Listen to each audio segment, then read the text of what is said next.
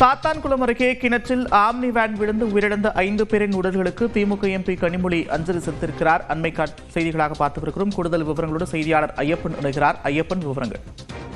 தூத்துக்குடி மாவட்டம் சாத்தான்குளம் அருகே மீரான்குளத்தில் நேற்று மாலை 8 பேர் வந்த கார் கிணத்துக்குள் சென்றது.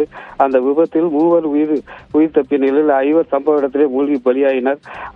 அவர்களுடைய உடற்கூறாய்வுக்காக நெல்லை பாளையங்கோட்டை அரசு மருத்துவக் கல்லூரி மருத்துவமனையில் கொண்டு வைக்கப்பட்டது. இன்று காலை 11 மணிக்கு அவரது உடற்கூறாய்வு தொடங்கியது.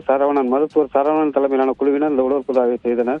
பின்பு 5 பேரின் உடல்களுக்கு தூத்துக்குடி திமுக நாடாளுமன்ற உறுப்பினர் கனிமொழி கருணாநிதி மற்றும் நெல்லை மாவட்ட ஆட்சியர் சுகுமார், மருத்துவக் கல்லூரி முதல்வர் தேவதி பாலன் ஆகியோர் மேலும் அதிகாரிகள் மலர் வளையம் வைத்து அஞ்சலி செலுத்தினர். மேலும் கனிமொழி உயிரிழந்த மோசத்தின் மகன் மற்றும் உறவினர்களுக்கு ஆதரவு தெரிவித்தார். இதனைத் தொடர்ந்து 5 பேர் உடலும் அவர்களது உறவினரிடம் ஒப்படைக்கப்பட்டது.